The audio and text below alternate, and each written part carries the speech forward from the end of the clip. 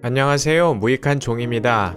오늘은 예수님의 비유 중 곡식과 가라지의 비유에 대해 살펴보고자 합니다. 마태복음 13장 23절에서 30절 말씀 제가 읽어보겠습니다. 예수께서 그들 앞에 또 비유를 들어 이르시되 천국은 좋은 씨를 제 밭에 뿌린 사람과 같으니 사람들이 잘 때에 그 원수가 와서 곡식 가운데 가라지를 덧뿌리고 갔더니 싹이 나고 결실할 때에 가라지도 보이거늘 집 주인의 종들이 와서 말하되 주여 밭에 좋은 씨를 뿌리지 아니하였나이까 그런데 가라지가 어디서 생겼나이까 주인이 이르되 원수가 이렇게 하였구나. 종들이 말하되 그러면 우리가 가서 이것을 뽑기를 원하시나이까 주인이 이르되 가만두라. 가라지를 뽑다가 곡식까지 뽑을까 염려하노라. 둘 다 추수 때까지 함께 자라게 두라. 추수 때에 내가 추수꾼들에게 말하기를 가라지는 먼저 거두어 불사르게 단으로 묶고 곡식은 모아 내 곡간에 넣으라 하리라. 주님은 마태복음 13장 11절에서 비유로 말씀하시는 이유를 묻는 제자들에게 천국의 비밀을 아는 것이 너희에게는 허락되었으나 그들에게는 아니 되었나니 라고 말씀하셨습니다. 이 비유 또한 감추어진 천국의 비밀입니다. 주님이 천국의 비밀을 허락하신 교회만이 이 비유에서 곡식이 무엇을 의미하는지 알 수 있다는 말입니다. 이 비유가 이해되지 않았던 제자들이 주님께 설명을 요청하자 주님은 다음과 같이 대답해 주셨습니다. 마태복음 13장 37절에서 43절 말씀 읽어보겠습니다. 좋은 씨를 뿌리는 이는 인자요, 밭은 세상이요, 좋은 씨는 천국의 아들들이요, 가라지는 악한 자의 아들들이요, 가라지를 뿌린 원수는 마귀요, 추수 때는 세상 끝이요, 추수꾼은 천사들이니 그런즉 가라지를 거두어 불에 사르는 것 같이 세상 끝에도 그러하리라. 인자가 그 천사들을 보내리니 그들이 그 나라에서 모든 넘어지게 하는 것과 또 불법을 행하는 자들을 거두어 내어 풀무불에 던져 넣으리니 거기서 울며 이를 갈게 되리라. 그때 의인들은 자기 아버지의 나라에서 해와 같이 빛나리라. 귀 있는 자는 들으라. 주님께서 비유를 제자들에게 풀어 설명해 주셨다면 그것은 더 이상 비밀이 아니지 않은가 하고 반문할 수도 있습니다. 그러나 이 비유는 여전히 가리어진 진리입니다. 왜냐하면 범죄한 죄인들은 주님의 말씀을 바로 이해할 수 없고 곡해할 수밖에 없기 때문입니다. 무엇보다도 결정적인 왜곡은 선과 악에 대한 인식이 뒤바뀌어 버렸다는 것입니다. 성경에서 선으로 사용하고 있는 히브리 원어는 토브라는 단어인데 창세기 1장 4절에 제일 처음 등장합니다. 토브의 의미를 조명하기 위해 3절부터 살펴보는 것이 필요합니다. 창세기 1장 3절에서 4절 말씀 읽어보겠습니다. 하나님이 이르시되 빛이 있으라 하시니 빛이 있었고 빛이 하나님 보시기에 좋았더라. 여기서 우리는 하나님이 토브로 여기시는 것이 무엇인지 알 수 있습니다. 하나님은 하나님 자신이 자신의 뜻대로 이루신 상태나 존재를 토브로 여기신다는 것입니다. 그렇다면 그것은 사람들이 보편적으로 가지고 있는 선이라는 개념과 전혀 다른 것입니다. 사람들은 스스로 기준을 정하고 그 기준 안에 있는 것은 선으로, 기준 밖으로 넘어간 것은 악으로 규정합니다. 말하자면 인간은 자신이 스스로 정한 기준을 자기가 지켜낼 때에 그것을 선으로 여긴다는 말입니다. 따라서 인간은 하나님의 뜻과 하나님께서 행하시는 일을 선으로 인정할 수가 없습니다. 오히려 하나님이 자신들의 선을 인정하지 않을 때 하나님을 악으로 규정하게 되어 있습니다. 하나님은 이러한 인간의 실존을 이사야서에서 이렇게 말씀하고 계십니다. 이사야 5장 20절에서 21절 말씀 읽겠습니다.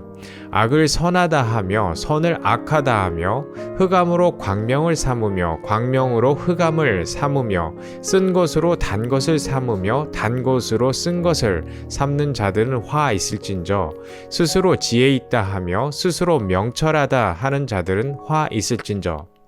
주님은 이 비유에 대한 설명에서 좋은 씨를 뿌리는 이는 인자요, 밭은 세상이요, 좋은 씨는 천국의 아들들이요, 가라지는 악한 자의 아들들이요 라고 말씀하셨습니다. 이 비유에 대한 설명을 듣고 있던 제자들이 이 말씀이 무슨 의미인지 제대로 이해했다면 적잖이 당황했을 것입니다. 예수님의 제자들도 유대인으로서 하나님의 말씀에 순종하는 자들만이 하나님의 백성이라고 여겼을 것이기 때문입니다. 유대인들은 아브라함의 혈통을 받은 동족이라도 하나님의 율법을 지키지 않는 세리나 창기와 같은 죄인들은 하나님의 백성이 될 자격이 없다고 여겼습니다. 그들에게 있어서의 선이란 율법을 지키는 것이고 그들은 그것이 곧 하나님이 기뻐하시는 순종이라고 여겼습니다. 그렇다면 여기서 아니 율법을 지키라고 명하신 분이 하나님이 아니신가 라고 반문할 수 있습니다. 그러나 우리가 알아야 할 것은 율법을 명하시고 그것을 지키라고 하신 하나님의 의도입니다. 하나님은 하나님의 백성들이 율법을 통해 그들 스스로는 율법이 요구하는 하나님의 의에 도달할 수 없는 죄인임을 깨닫기 원하셨습니다. 그래서 하나님의 은혜가 아니면 천국에 들어갈 길이 없다는 사실을 알고 자격이 없는 자신들을 구원하시기로 약속하신 하나님의 은혜 앞에 엎드리게 하시려는 것이었습니다. 그러나 문제는 하나님께서 천국의 비밀을 허락하시기 전까지는 그 누구도 죄가 무엇이며 천국이 무엇인지 알 수 없는 상태라는 것입니다.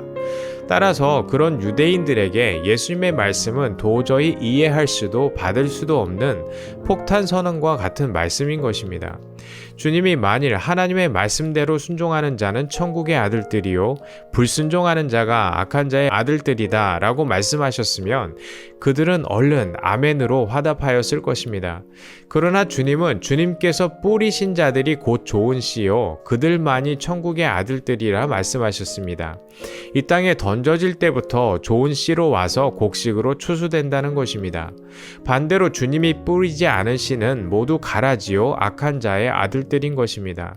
그들이 이 땅에서 아무리 착하게 살려고 노력해도 말씀에 순종하려고 애를 쓴다고 해도 심지어 하나님을 위해 자기 목숨을 내던진다 해도 그들은 좋은 씨가 될 수 없는 가라지인 것입니다.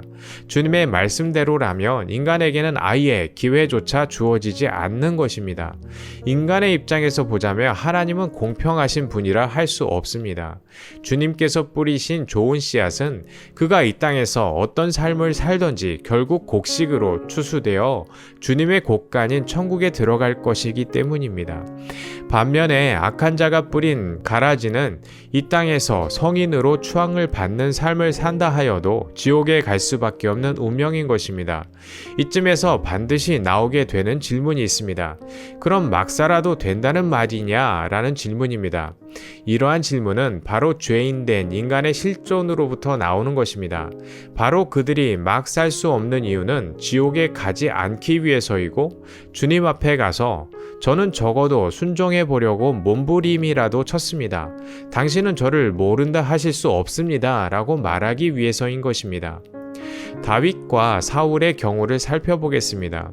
사울은 전쟁 중 절박한 마음에 쫓겨 사무엘을 기다리지 않고 스스로 하나님께 제사를 드려버리고 말았습니다. 사울은 이러한 불순종 때문에 하나님께 버림받았습니다. 다윗은 왕이라는 지위를 이용하여 자신의 충성스러운 부하 우리아의 아내를 강간한 것이나 다름이 없었고 자신의 범죄를 덮으려다 뜻대로 되지 않자 우리아를 죽음에 이르게 했습니다. 누구의 범죄가 더 크다고 생각하십니까? 사울의 범죄는 어찌 보면 인간적 연약함일 수도 있습니다. 다윗의 범죄는 치밀한 계획 범죄입니다. 혹자는 사울은 하나님을 경외함이 없었고 회개도 하지 않았기 때문에 버림을 받았고 다윗은 처절한 회개를 통해 하나님께 용서를 받을 수 있었다고 말합니다. 그러나 그러한 생각은 주님의 말씀을 정면으로 부정하는 것이 됩니다. 죄인이 회개를 하느냐 하지 않느냐에 의해서 곡식이 되거나 가라지가 되기 때문입니다. 주님의 말씀에 근거해 보자면 사울은 가라지라서 회개할 수 없었던 것이고 다윗은 주님이 뿌리신 좋은 씨라서 회개에 이르게 된 것입니다. 이를 뒷받침할 수 있는 로마서의 기록을 살펴보겠습니다. 로마서 4장 6절에서 8절 말씀 보겠습니다. 일한 것이 없이 하나님께 의로 여기심을 받는 사람의 복에 대하여 다윗이 말한 바 불법이 사함을 받고 죄가 가리어짐을 받는 사람들은 복이 있고 주께서 그 죄를 인정하지 아니하실 사람은 복이 있도다 함과 같으니라. 사도 바울은 오직 은혜로 오직 믿음으로 의롭다 함을 받는다는 진리를 논증하기 위하여 다윗의 시편을 인용하고 있습니다. 이 다윗의 고백은 회개의 본질이 무엇인지 분명히 보여줍니다. 회개란 범죄한 인간의 뉘우침이나 슬픔의 깊이로 그 진정성을 입증해내는 것이 아닙니다. 회개한 자가 다시 범죄를 하는가 아닌가에 따라서 그 회개가 진짜인가 아닌가를 논할 수 있는 것도 아닙니다. 우리가 다윗의 고백을 통해 알 수 있는 회개의 본질은 자신의 죄를 사하시기 위하여 하나님께서 행하신 일이 무엇인지 알고 그 은혜 앞에 그 자아가 무너지는 것을 말하는 것입니다. 다윗은 자신의 범죄에 대한 대가가 죽음뿐이라는 사실을 잘 알았습니다. 하나님의 공의의 성품을 잘 알았을 그는 하나님조차도 말 한마디로 자신의 죄를 사하실 수 없다는 것도 알았습니다. 그런 그에게 하나님은 복음을 제시하신 것입니다. 그의 후손으로 이 땅에 오실 메시아의 죽음을 통해서만 자신의 죄가 가려질 수 있음을 알게 된 것입니다. 다윗은 하나님 앞에서 자신의 그 어떤 행위와 업적으로도 자신의 죄와 허물을 가릴 수 없다는 것을 깨닫게 되었습니다. 그는 오직 하나님이 보내실 그 아들의 죽음을 통해서만이 하나님의 의가 이루어질 수 있다는 것과 그렇게 예수 그리스도께서 이루실 하나님의 의로 자신의 죄와 허물을 덮으시겠다는 하나님의 구원 계획을 보게 된 것입니다. 다윗은 그 하나님의 사랑 앞에 무너지고 말았던 것입니다. 그것이 바로 성경이 말하는 회개입니다. 곡식과 가라지의 운명이 인간의 행위에 근거하지 않고 처음부터 하나님의 의에 정해져 있음을 보여주는 성경의 예는 많습니다. 하지만 가장 강력하고 대표적인 사도 바울의 논증인 로마서 9장을 그대로 인용해도 좋다고 생각합니다. 로마서 9장 10절에서 16절 말씀 보겠습니다. 그뿐 아니라 또한 리브가가 우리 조상 이삭 한 사람으로 말미암아 임신하였는데 그 자식들이 아직 나지도 아니하고 무슨 선이나 악을 행하지 아니한 때에 택하심을 따라 되는 하나님의 뜻이 행위로 말미암지 않고 오직 부르시는 이로 말미암아 서게 하려 하사 리브가에게 이르시되 큰 자가 어린 자를 섬기리라 하셨나니 기록된 바 내가 야곱은 사랑하고 에서는 미워하였다 하심과 같으니라. 그런즉 우리가 무슨 말을 하리요? 하나님께 불의가 있느냐? 그럴 수 없느니라. 모세에게 이르시되 내가 긍휼히 여길 자를 긍휼히 여기고 불쌍히 여길 자를 불쌍히 여기리라 하셨으니 그런즉 원하는 자로 말미암음도 아니요 다른 밥질하는 자로 말미암음도 아니요 오직 긍휼히 여기시는 하나님으로 말미암음이니라. 비유 속 종들은 주인에게 와서 가라지를 뽑기를 원하십니까? 하고 질문합니다. 주인은 가만두라 가라지를 뽑다가 곡식까지 뽑을까 염려하노라. 둘 다 추수 때까지 함께 자라게 두라 하고 대답하였습니다. 이 말씀을 주님이 인간의 육신의 수명이 다할 때까지는 회개하고 변화될 기회를 주시는 것이라고 이해해서는 안 됩니다. 위에서 살펴본 대로 성경이 말하는 회개란 인간의 선택이나 삶의 변화를 의미하는 것이 아니기 때문입니다. 회개란 선택받은 자가 이 땅의 인생을 살아가는 동안에 하나님의 은혜가 부어짐으로 그의 옛 자아가 무너지는 것을 의미합니다. 그렇다면 주님께서 추수할 때까지 곡식과 가라지를 두라 말씀하신 것은 혹시 모르니 가라지가 변화될 때까지 기다리시겠다는 것이 아닙니다. 주님의 말씀은 주님 자신이 추수 전까지 이 땅에 뿌려진 좋은 씨를 곡식으로 결실시키시겠다는 의미인 것입니다. 주님은 씨를 뿌려놓고 알아서 결실하도록 기다렸다가 충실한 이상만 거두고 나머지는 불태워버리는 게으른 농부가 아닙니다. 주님은 당신이 뿌리신 좋은 씨는 단 한 알도 남김없이 결실하여 곳간에 채우시는 성실하고 실력 있는 농부이십니다. 우리가 이미 씨앗과 좋은 땅의 비유에서 씨앗은 곧 육신으로 이 땅에 오셔서 십자가에 죽으신 예수님이시며 그 예수님과 함께 연합하여 죽은 땅이 부활하신 예수님의 생명으로 연합되어 좋은 땅으로 거듭나는 장면을 보았습니다. 하나님의 아들이 죄인들과 연합하여 죽으시고 부활하셔서 성령과 함께 그들 안에 영원히 거하여 주심으로 삼위일체의 하나님께서 죄인들의 천국이 되어주신 것입니다. 은혜로 예수 그리스도와 연합된 교회가 곧 천국이요 그 교회만이 자신과 한 몸이 되신 예수님을 볼 수 있기에 천국은 감추어진 비밀인 것입니다. 이 비유 또한 앞의 비유와 동일한 진리를 담고 있습니다.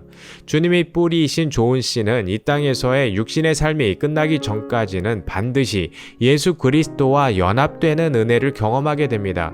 그것을 은혜라고 말할 수 있는 것은 인간의 노력이나 인내 또는 순종하는 삶의 결과가 아닌 전적인 하나님의 택하심과 약속이기 때문입니다. 이 땅에 주님이 뿌리신 좋은 씨앗으로 던져진 교회는 예수 그리스도 안에서 주님과 함께 죽고 함께 산 자가 되어갑니다. 모퉁이 돌이 되시는 주님과 연합되어 산산이 부서지고 가루가 되어 새 성전으로 지어져 가는 것입니다.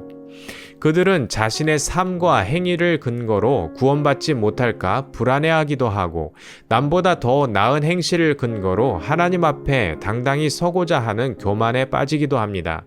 때로는 다른 사람들의 삶과 인격을 근거로 남을 정죄하고 판단하기도 하고 반대로 평범한 사람들이 따라갈 수 없는 길을 걷는 사람들이야말로 주님의 곡식일 것이라고 확신하며 본받고 싶어 하기도 합니다.